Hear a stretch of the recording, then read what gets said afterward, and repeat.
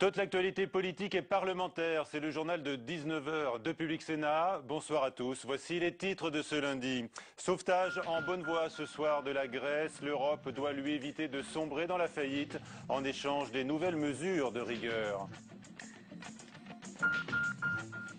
Virulente polémique autour de l'éventuelle nomination de Jean-Louis Borloo à la tête de Veolia par l'entremise de l'Elysée. Absurde, déclare Nicolas Sarkozy. Dans quelle république est-on, demande François Hollande.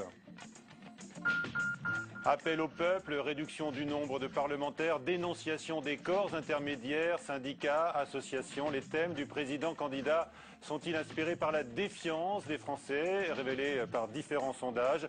C'était le thème d'un passionnant colloque aujourd'hui au Sénat et nous l'aborderons notamment tout à l'heure avec Chantal Joanneau, sénatrice UMP de Paris, et Jean-Vincent Placé, président du groupe écologique. La Grèce obtient donc à Bruxelles d'abord un satisfecit pour ses efforts de rigueur très importants qui devraient lui permettre ce soir de toucher l'aide promise en échange. Même le ministre allemand des Finances, d'ordinaire prudent, s'est montré confiant tout à l'heure à son arrivée à la réunion décisive des ministres des Finances. Mounir Soussi. L'Eurogroupe met la touche finale à son dispositif d'aide à la Grèce. Le plan prévoit le versement de 130 milliards d'euros d'aide publique à Athènes et l'annulation de la moitié de sa dette privée, soit 100 milliards d'euros. Une bouffée d'air pour les responsables grecs, mais le gouvernement reste sous surveillance. La Grèce sait ce qu'elle a à faire et nous lui rappelons en permanence. Et nous savons aussi ce que nous avons à faire. Nous avons demandé beaucoup de choses. Ça fait 18 mois qu'on travaille sur un élément qui vise à stabiliser la zone euro. Sous pression européenne, le gouvernement grec a adopté ce week-end un nouveau plan d'économie de 325 millions d'euros, basé sur des coupes dans les pensions de retraite et une baisse de 22% du salaire minimum qui plafonne aujourd'hui à 740 euros. Une austérité en passe d'être récompensée par la Troïka qui regroupe l'Union européenne, le FMI et la Banque centrale européenne. La Grèce a manifestement fait des efforts très importants et maintenant il faut qu'on continue le travail et que l'ensemble des éléments, notamment fournis par les autres parties, se mettent en place aussi. La rue reste mobilisée contre ces mesures d'économie. Hier, 3000 personnes manifestaient devant le Parlement, mais une pointe de résignation commence à s'installer. Je suis déçue par les hommes politiques. Je ne peux rien espérer. Je suis ici car c'est un jour ensoleillé et je veux voir les gens se battre pour leurs droits. L'adoption de ce plan d'aide accorderait un répit au compte grec. Prochain test pour le gouvernement le 20 mars. Athènes doit rembourser 14,5 milliards d'euros à ses créanciers. Un défaut de paiement entraînerait la faillite du pays. Par ailleurs, 11 dirigeants européens, dont David Cameron, mais aussi les premiers ministres espagnols et italiens, mais pas Nicolas Sarkozy ni Angela Merkel, plaident pour des recettes ultralibérales pour sortir de la crise et relancer la croissance. Dans un courrier adressé aux instances européennes, ces 11 dirigeants de l'Union demandent un assouplissement du marché du travail et la libéralisation totale du marché de l'énergie. Jean-Louis Borloo se cherche-t-il un nouvel avenir industriel avec le soutien de l'Elysée? Les réactions se sont multipliées tout au long de la journée sur l'éventuelle arrivée de l'ancien ministre de l'écologie à la tête de la société Veolia, numéro 1 mondiale dans la distribution de l'eau et la gestion des déchets. Veolia doit être redressée financièrement, mais c'est politiquement que l'hypothèse de ce parachutage, d'aucuns parlent de putsch, fait débat. Florence Maurice. Le pacte aurait été conclu dans un avion la semaine dernière. Henri Proglio, le patron d'EDF, et l'Elysée se seraient entendus pour évincer Antoine Frérot, l'actuel PDG de Veolia, et imposer à sa place Jean-Louis Borloo. Intérêt pour Nicolas Sarkozy, s'assurer le soutien du populaire leader du parti radical pour la présidentielle. Au passage, le PDG d'EDF se débarrasse de son successeur chez Veolia, dont il a toujours contesté la gestion. À gauche, l'affaire fait bondir. Un petit arrangement entre amis du Fouquet, se dénonce le candidat socialiste. Mais dans quelle république est-on? C'est le candidat des arrangements, des compromis, des confusions? Jamais je ne l'accepterai. Même à droite, la perspective de cette nomination ne fait pas l'unanimité. Un homme politique à la tête d'un groupe industriel chargé d'assurer une mission de service public, le mélange des genres dérange.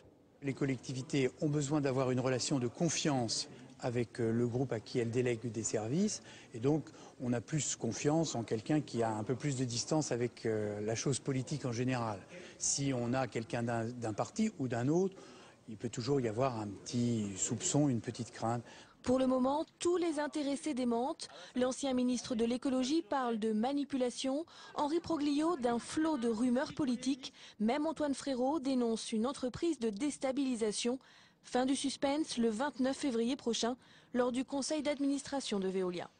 Beaucoup de réactions politiques tout au long de la journée. Eva Joly dénonce ainsi une confusion d'intérêts rarement vue. Autre réaction, Dominique de Villepin, interrogé par Sonia Mabrouk pour Public Sénat. On écoute l'ancien Premier ministre.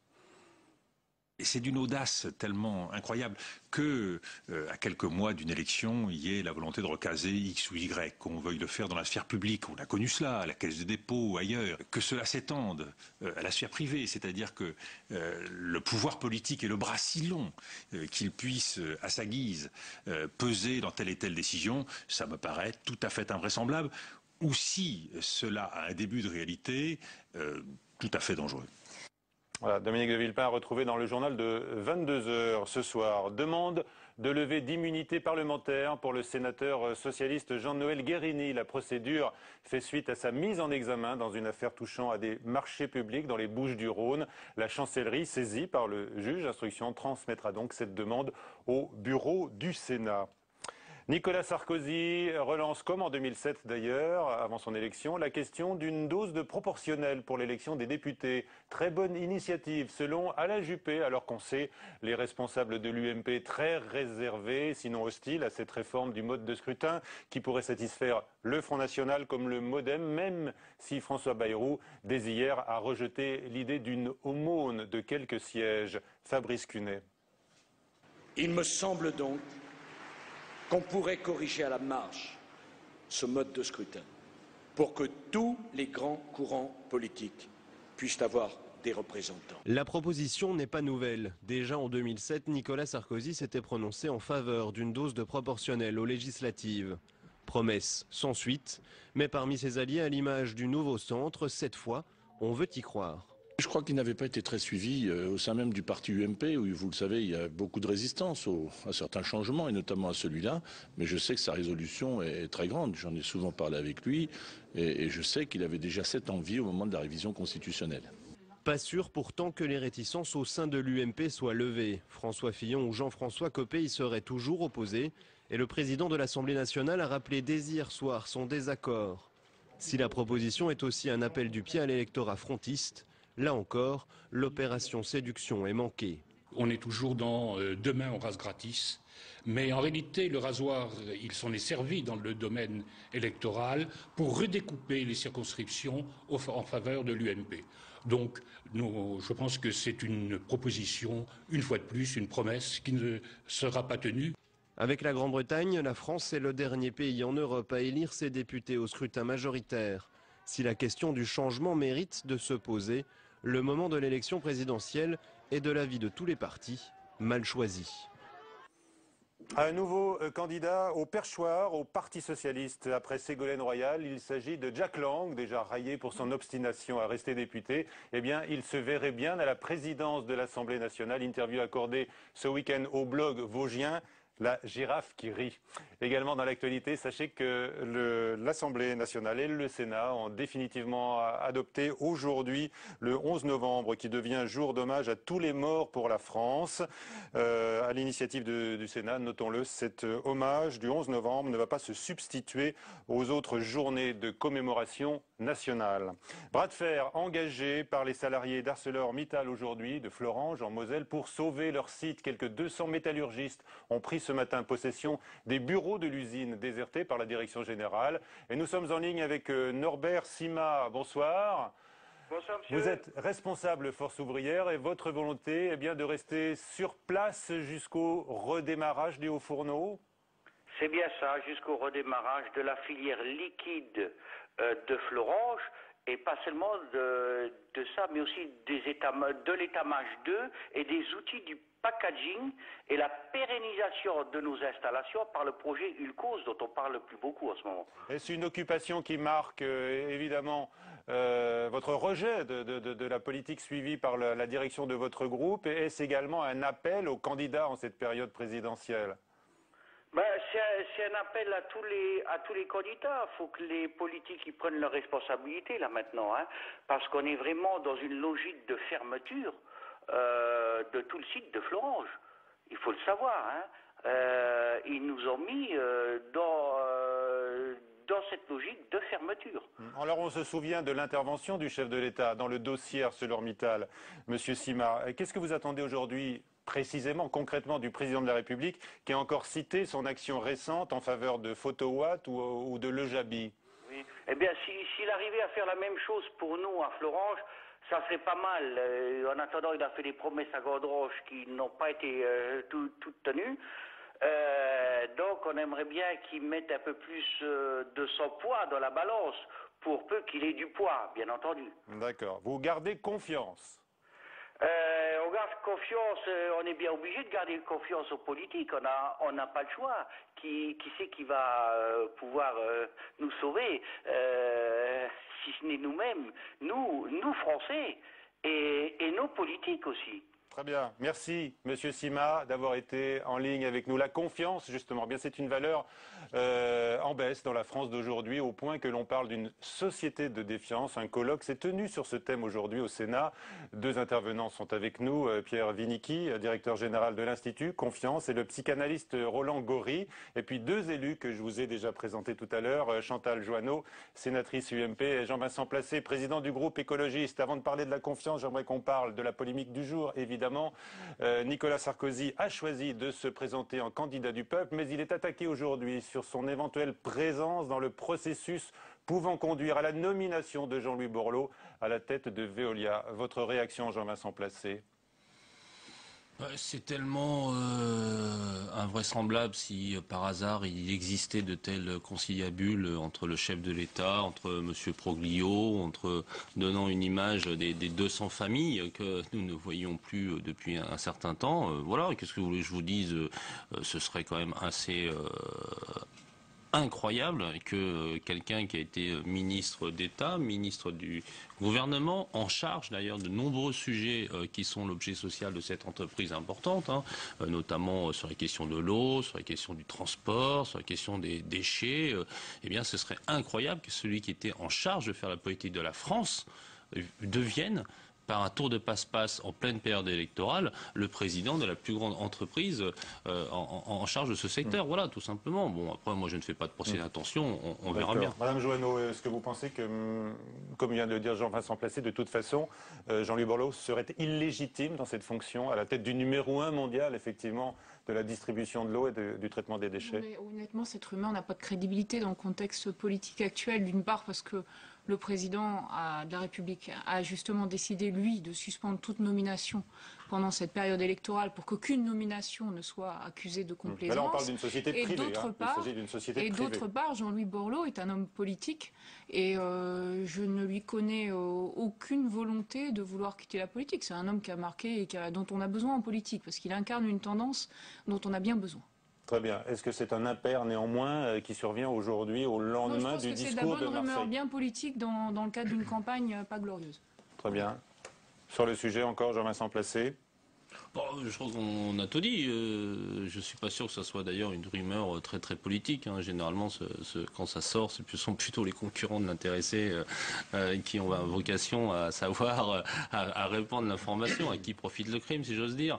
Voilà. Moi, en plus, par ailleurs, j'ai estime et respect pour la personne de Jean-Louis Borloo, dont je connais les compétences, même si je partage pas toutes évidemment les orientations politiques. Et je crois que effectivement, même si je ne suis pas de ses idées, il serait plus utile en politique plutôt que d'aller se fourvoyer là. Bon. Alors il dit deux choses. Y compris compromettant très largement l'image éthique qu'il a aujourd'hui dans le champ politique. Bon, il dit deux choses en tous les cas, qu'effectivement son avenir est encore dans la politique, mais il avoue qu'il a été contacté par d'autres grands groupes internationaux pour éventuellement les diriger. Alors on sait que c'est un homme libre, hein, Jean-Louis Borloo, qui peut être tenté par d'autres aventures au-delà de la politique. Oui, mais là pour l'instant, je ne le sais pas tenté par autre chose. Qu'il était contacté par des grands groupes, après tout, c'est normal. C'est un homme de qualité, mais je ne lui connais pas d'autres volontés aujourd'hui. Voilà. Allez, on reparle de la société de défiance. Deux points de vue d'abord exprimés par deux participants à ce colloque qui s'est tenu aujourd'hui au Sénat. Débat à chaque fois de rejeter la balle soit d'un côté. Notre société manque aujourd'hui d'éthique.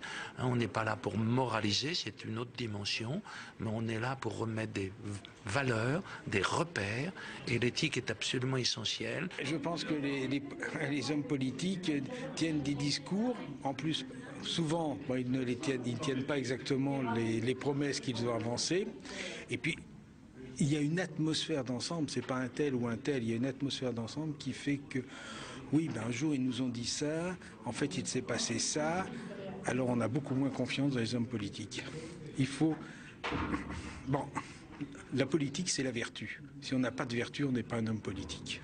Voilà, alors Pierre Vinicky d'abord, qu'est-ce que l'Institut Confiance que vous dirigez et où placer le curseur de la confiance dans la France d'aujourd'hui ?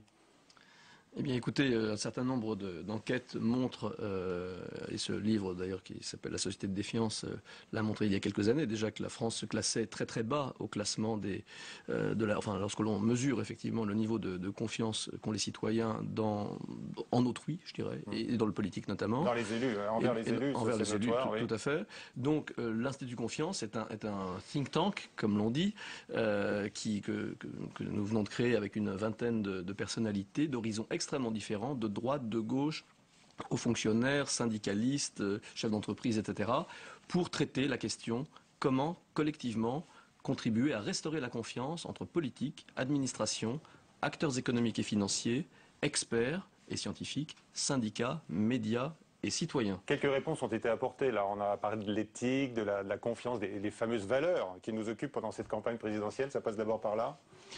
L'éthique est une des dimensions indiscutablement. Maintenant, je me garderai bien de vous donner une réponse rapide. Vous m'en posez une rapide, je me garderai bien d'y répondre rapidement parce que justement, c'est ça la difficulté, c'est que la confiance ne peut pas se résumer, se décréter et se résumer à un mot. C'est un travail de fond que nous allons engager et ce colloque aujourd'hui permettait de lancer les débats. Alors, Roland Gori, vous avez participé à ce colloque aujourd'hui. Vous publiez La dignité de penser avec des pages très intéressantes, notamment sur le langage, car l'intrusion du langage technique, notamment qui colonise tous les secteurs, est un élément de perte de confiance du citoyen lambda.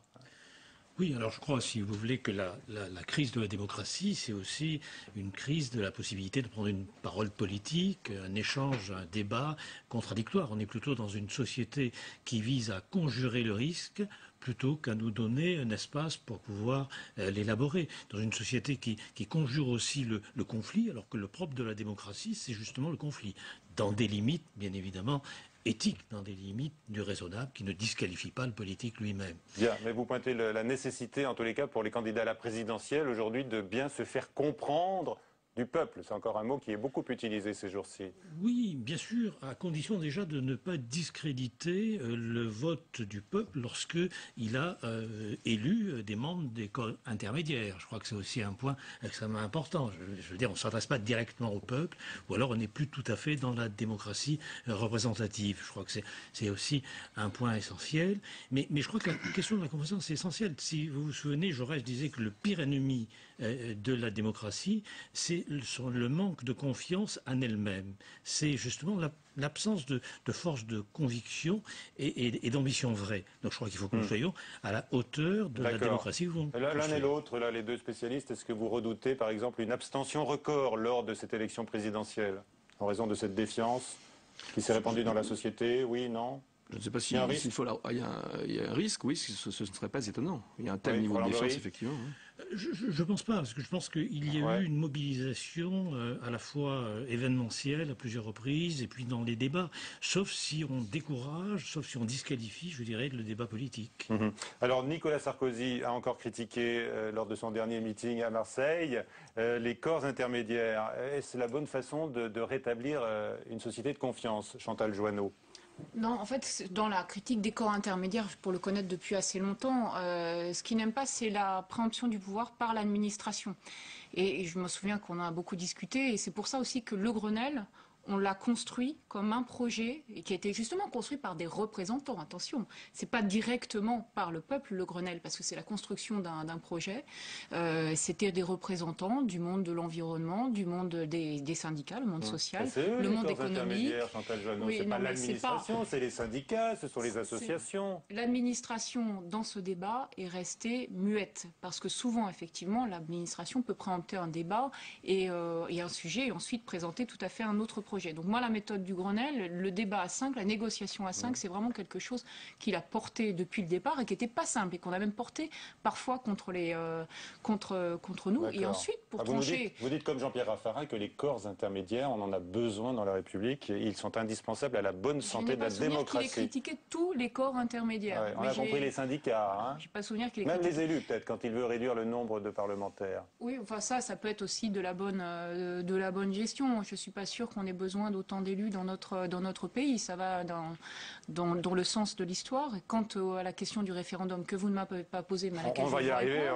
C'est bien pour trancher des questions de société. Jean-Vincent Placé, est-ce que vous trouvez, comme Corinne Lepage, qui fut ministre de l'Environnement, qu'il y a des risques comme ça à mettre en garde contre les corps intermédiaires? Corinne Lepage, qui est également candidate à la présidentielle, va assez loin et estime que les fascismes ont commencé comme cela, quand on s'est attaqué aux corps intermédiaires. Monsieur Gory confirme. Mais c'est pour ça d'ailleurs qu'on peut faire pour le coup un peu de pédagogie, parce qu'il s'avère que nous, les écologistes, nous sommes opposés à l'élection présidentielle au suffrage universel.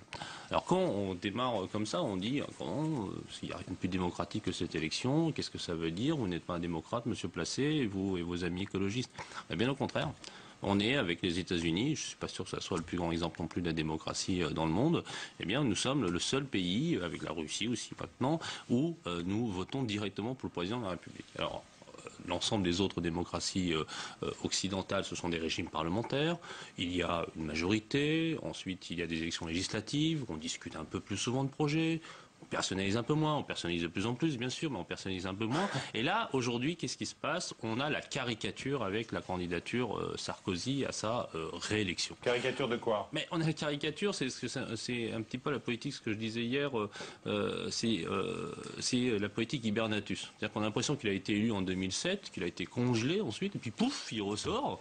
Enfin, on a l'impression du gars totalement nouveau, qui s'est pas occupé du chômage, qui s'est pas occupé du droit de vote des immigrés, qui s'est occupé de rien et qui dit moi je découvre que ce pays pendant 5 ans il s'est rien passé et donc on va faire des référendums. Enfin c'est ridicule. Donc quelque part il y a chez Nicolas Sarkozy, évidemment je pense plus sérieusement qu'il a intériorisé l'ensemble de ses échecs économiques, sociaux, écologique, démocratique, et qu'il se dit ma dernière porte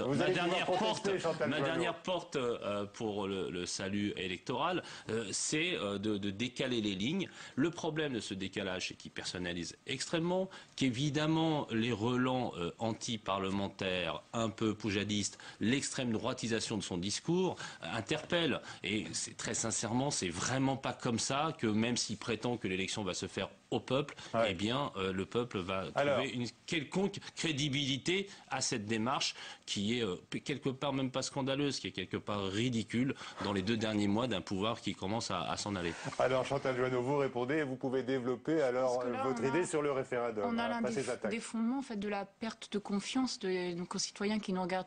Parce que quand on est dans l'outrance, évidemment, on n'est pas crédible et évidemment, ils voient qu'ici, on est sur un théâtre. Alors, je veux bien qu'on continue le théâtre et qu'on se renvoie des excès. Non, mais Jean-Vincent, dans votre parti, on respecte les femmes, donc vous répondrez après. Donc, vous êtes dans l'outrance. Comment est-ce que vous pouvez dire il a échoué sur toute la ligne? Comment vous pouvez dire ça? Après ces 5 années, écoutez, et que même vous, qui êtes une républicaine, vous puissiez vous retrouver comme d'autres qui ont plutôt une bonne image par le travail effectué, voilà, eh bien, que vous puissiez vous retrouver comme ça, le doigt sur la culture du pantalon derrière une telle candidature, moi je trouve ça tout à fait scandaleux. Moi je suis fière d'être derrière lui. Oui, parce mais que j'entends. C'est ce que je dis d'ailleurs, je dis souvent à ceux qui disent il y a des gens qui ont une bonne image, Madame Coscurisé, Madame Joanneau. Oui. Alors, vous avez la parole, Chantal Joanneau. On n'est pas chez les apparatchiks des Verts ici. Donc on a le droit de parler. On a le droit de parler. On voit ça très rapidement. On a connu des difficultés parce qu'il y a une crise que vous ne pouvez pas gommer d'un trait. Il y a une crise. Elle s'exprime malheureusement tous les jours. On ne peut pas la gommer d'un trait. Il y a eu des difficultés. Il le reconnaît. Maintenant, c'est la raison aussi pour laquelle, quand on est face à une crise, on a besoin de faire des choix de société. Alors c'est une nouvelle manière de faire de la politique, certes. Certes, c'est une nouvelle manière de faire de la politique.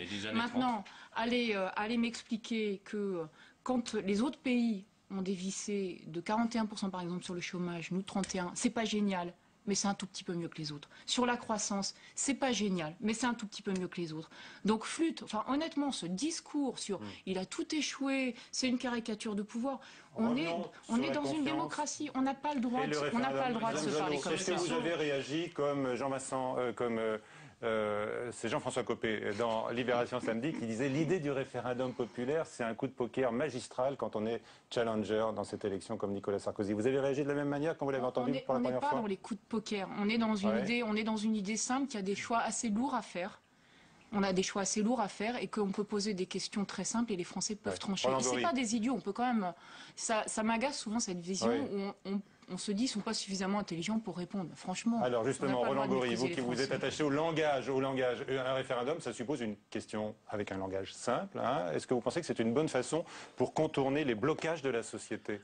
Ah oui, non, mais je pense que c'est important, effectivement, d'avoir des initiatives comme celle du référendum, à condition de ne pas disqualifier ou de ne pas discréditer par ailleurs les élus politiques ou les élus syndicaux. Je crois qu'il faut être cohérent. On ne peut pas à la fois juxtaposer une adresse référendaire et en même temps disqualifier la politique en jetant la suspicion sur des délégués politiques ou syndicaux. C'est ce qui me paraît poser problème au niveau. Il y a une contradiction là. Pour moi, il y a une contradiction, sauf vous avez dit tout à l'heure que j'approuvais à propos du fascisme. Je ne voulais surtout pas qu'on se méprenne. Ce que je voulais simplement dire, et j'approuvais dans le sens de, si vous voulez, jeter la suspicion sur les corps intermédiaires ou les élites.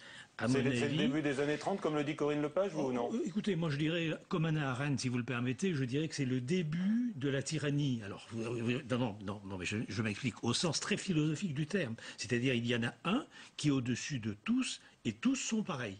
C'est une définition quasi de philosophie politique, vous voyez. Donc il ne s'agit pas du tout de jeter ce mot comme une injure, un opprobre ou autre, c'est pas ça du tout. Il s'agit de concevoir que si on s'adresse directement à l'ensemble des autres qui sont tous égaux, mais en étant au-dessus, ça s'appelle vraiment philosophie politique, la tyrannie. En tous les cas, on sait qu'il y a une perte de confiance des Français envers leurs élus. C'était la question du nouvelobs.com, le partenaire du 19h. Faites-vous confiance à vos élus? On découvre le résultat de cette consultation. Non à 69%. Et il faut dire que c'est un chiffre qui recoupe d'ailleurs ceux qui sont année après année révélés par le CEVIPOF, n'est-ce pas, Monsieur Wikidi, qui mesure la confiance des Français envers les élus notamment? Écoutez, oui, elle est très basse et depuis un certain temps, elle s'est même aggravée ces dernières années et donc tout l'enjeu, c'est d'essayer de sortir aussi de ces messages incantatoires. Faites-moi confiance, il y a un problème de confiance et ce qu'il est nécessaire de faire aujourd'hui, c'est de comprendre pourquoi, quels en sont les ressorts et ça nécessite un vrai travail de fond qui sans doute n'a pas été encore fait. D'accord, avec deux élus qui sont directement interpellés et qui regarderont ça de très près. Bien sûr. Pour rétablir cette confiance. Jean-Vincent Placé, Chantal Joanneau, peut-être entre vous déjà, entre vous deux? Non, mais je crois qu'il faut déjà beaucoup d'exemplarité, d'éthique et puis quelque part effectivement de la vertu et notamment l'éloignement, je pense quand même avec notamment les valeurs de l'argent par rapport à une exposition excessive de sa vie privée, par rapport à l'aspect ostentatoire aujourd'hui dans des périodes quand même difficiles pour nos concitoyens. Donc déjà il y a le comportemental, hein, c'est extrêmement important et puis il y a aussi le respect de la parole donnée, parce que je le dis quand même à Mme Joanneau, je crois que le président de la République en 2007, il a dit si je n'arrive pas à faire 5% de chômage dans ce pays, je ne représenterai pas. Bon, on est à 10%. Voilà. Merci. Merci à vous. C'est terminé? Non, respect, exemplarité.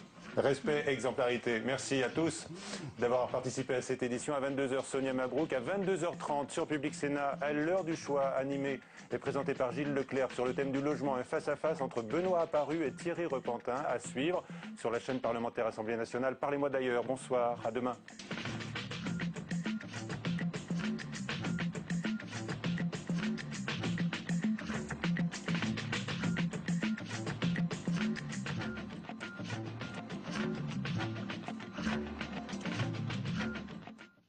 La politique Sénat, c'est le nouveau rendez-vous de Public Sénat sur l'actualité politique version numérique. Tous les 15 jours, je vous propose de prendre le pouls des débats qui agitent la planète web, de décoder les stratégies des candidats sur le net. En 2 mots, je serai tout tweet pour rendre compte de vos conversations citoyennes sur les réseaux sociaux. La politique Sénat, jeudi à 22h30 sur Public Sénat.